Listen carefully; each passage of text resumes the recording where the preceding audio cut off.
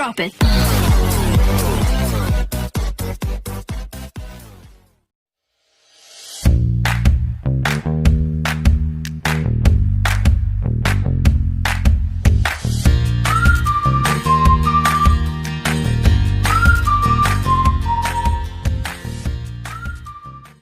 Assalamualaikum Pak, selamat pagi. Waalaikumsalam. Iya, selamat pagi. Oh iya, bagaimana kabarmu? Sebenarnya saya kurang baik Pak. Kurang baik bagaimana? Sebelumnya terima kasih atas waktunya Pak. Sebenarnya saya ingin bercerita, tapi saya bingung harus bercerita dari mana. Baiklah, sebelum kita mulai menyelesaikan masalah ini, apakah kamu sudah pernah melakukan proses konseling sebelumnya? Tidak Pak. Baiklah, saya akan menjelaskan terlebih dahulu apa itu proses konseling. Proses konseling adalah suatu layanan secara profesional dalam bentuk tatap muka untuk membantu konselor dalam masalahnya, dan di dalam proses konseling tersebut ada asas-asas yang perlu dipatuhi. Yang pertama adalah asas kerahasiaan.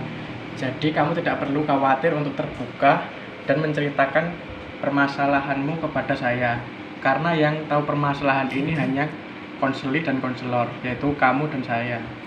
Jika ada orang lain yang tahu tentang masalah ini, pastinya harus ada persetujuan dari kamu dulu.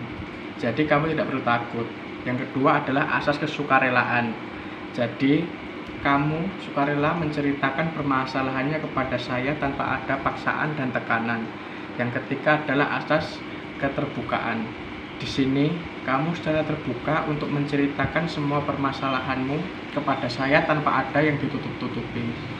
Yang keempat, masih banyak lagi asas-asas yang lainnya. Proses konseling ini kita batasi waktu berkisar 45-60 menit. Dan hal penting juga harus kamu tahu bahwa dalam proses konseling ini, konselorlah yang bertanggung jawab dalam keputusan yang diambil guna menyelesaikan masalahnya. Konselor saya hanya sekedar membantu dan menangani masalah yang dialami konselor atau kamu. Oh, jadi seperti itu ya Pak proses konseling. Sekarang saya sudah paham Pak. Alhamdulillah jika kamu sudah paham. Bisakah kamu menceritakan kepada saya tentang masalah yang kamu hadapi saat ini? Sebenarnya gini Pak, saya punya masalah dengan mantan pacar saya Pak. Baiklah, saya sangat memahami permasalahan yang kamu hadapi. Jadi di sini kamu mempunyai masalah dengan mantan pacarmu, seperti itu ya? Iya Pak. Baiklah, kamu bisa menceritakan masalah yang kamu hadapi tentang mantan pacarmu tersebut. Baik Pak, kami sudah berpacaran lebih dari 2 tahun. Dan sejak 1 minggu kemarin, saya putus dengan pacar saya. Iya, teruskan berceritanya. Ketika saya sudah putus dengan pacar saya, hidup saya seperti hampa dan sangat merasa kehilangan yang begitu berat. Saya merasa sakit hati kepada mantan saya Pak. Kira-kira kalau boleh tahu, apa yang membuatmu begitu sakit hati dengan perempuan di masa lalumu? Iya Pak, jadi dahulu mantan saya pernah berselingkuh di belakang saya. Dia meninggalkan saya begitu saja. Dia perempuan yang pembohong.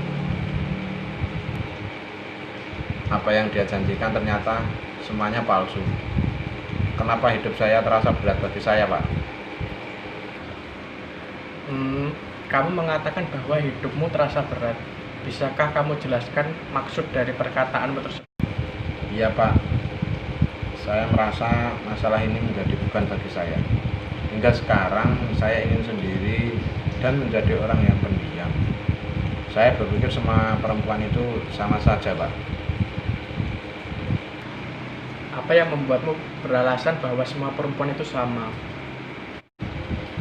Iya Pak, memang semua perempuan itu sama saja seperti mantan saya, hanya bisa mengecewakan. Jadi saya sekarang sudah jarang berteman dengan perempuan dan tidak percaya lagi dengan semua perempuan. Hal itu membuat saya takut untuk membuka hati kepada perempuan lain. seandainya saya bertemu dengan mantan saya, mungkin saya tidak akan seperti ini. Nampaknya kamu mempunyai pikiran bahwa jika kamu tidak mengenal kekasih di masa lalunya, kamu tidak akan menjadi seperti ini. Iya Pak, saya benci sekali dengan mantan saya, hingga saya juga menjauh dari teman-teman perempuan di kelas saya.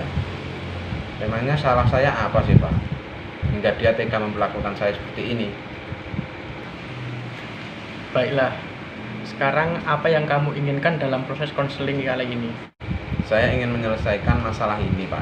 Apakah saya salah berpikir bahwa semua perempuan itu tidak bisa dipercaya?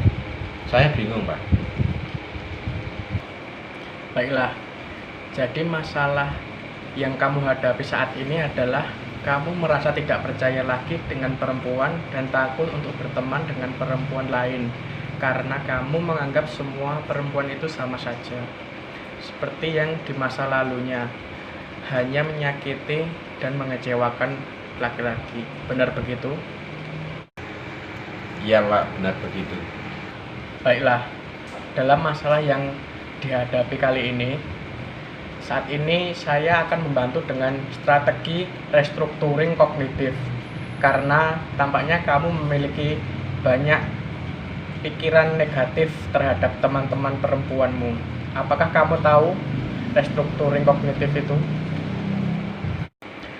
Restructuring kognitif itu adalah belajar mengubah pikiran negatif menjadi positif. Contohnya, kamu yang merasa berpikir negatif tentang teman-teman perempuanmu yang beranggapan bahwa mereka sama saja dan hanya menyakiti dan mengecewakan hati laki-laki. Pikiran tersebut harus diubah karena tidak semua perempuan seperti mantanmu. Oh, jadi seperti itu ya Pak, strategi restructuring kognitif. Ya Pak, saya bingung dengan pemikiran saya yang selalu berpikiran negatif seperti ini Pak. Iya, dan dalam proses konseling ini, saya akan mempergunakan strategi ini untuk membantu menyelesaikan masalahmu. Apakah kamu setuju? Iya Pak, saya setuju. Saya mau menanyakan, menurutmu, apakah setiap perempuan itu sama, baik dari segi fisik maupun sifatnya? Kalau menurut saya jelas beda lah Pak. Kira-kira menurutmu, apa yang membedakan mantanmu dengan teman perempuanmu lainnya? Ya tentu beda lah Pak.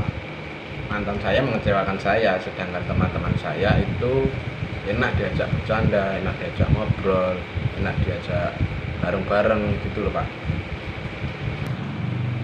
Begitu. Sekarang yang perlu kamu ketahui bahwa mantanmu tetaplah adalah mantanmu dan teman-teman perempuanmu tetaplah menjadi teman-temanmu. Mereka saling berbeda baik fisik maupun sifat mereka. Jadi apa yang dilakukan mantan pacarmu berbeda dengan apa yang dilakukan teman-temanmu saat ini. Iya Pak, saya sadar bahwa mereka memang berbeda. Saya terlalu berpikiran negatif. Coba pikirkan jika kamu tetap dalam masalah ini dan selalu berpikiran negatif thinking, apakah kamu bisa menjadi orang yang lebih baik lagi? Tidak Pak, saya harus berubah. Perubahan seperti apa? Bisa kamu jelaskan? Saya harus berusaha untuk tidak lagi berpikiran negatif tentang teman-teman saya, dan saya harus berpikiran positif bahwa tidak semua perempuan yang saya kenal seperti mantan pacar saya. Alhamdulillah kalau kamu sudah bisa mau berubah dan menjadi orang yang lebih baik. Saya akan selalu mendukung kamu. Tetapi apakah kamu tidak menyesal dengan keputusan yang kamu ambil? Tidak Pak, saya tidak pernah menyesal. Saya sadar harus berubah Pak. Bagus sekali. Jika kamu sudah menemukan pikiran positif dari teman-temanmu, lalu mulailah untuk berkomunikasi lagi dengan teman-temanmu, khususnya teman-teman perempuan. Apa kamu bisa? Ya Pak, saya yakin bisa. Baiklah, hari ini kamu sudah bisa menyelesaikan masalahmu sendiri dan sudah bisa berpikir positif dari yang berpikir negatif tentang teman-temanmu, dikarenakan kekasihmu yang pernah membuat kecewa dan menganggap semua perempuan itu sama dengan mantan pacarmu, hanya menyakiti dan mengecewakan laki-laki. Namun, sekarang kamu sudah mau berubah dari pemikiranmu yang salah tersebut menjadi pemikiran yang positif. Kemudian sekarang, kamu mempunyai niat untuk berteman dan berkomunikasi kembali serta saling bercanda bersama teman perempuanmu. Iya Pak, terima kasih. Bagaimana perasaanmu saat ini? Saya merasa lebih lega Pak, dan saya tahu bahwa apa yang harus saya lakukan berkat bantuan Bapak. Terima kasih sekali Pak. Iya, sama-sama. Baiklah kalau begitu, nampaknya kita sudahi saja perbincangan kita selama 10 menit ini. Bagaimana jika pertemuan ini diakhiri saja? Iya Pak, terima kasih kalau begitu. Saya permisi dulu. Assalamualaikum. Iya, silakan. Waalaikumsalam.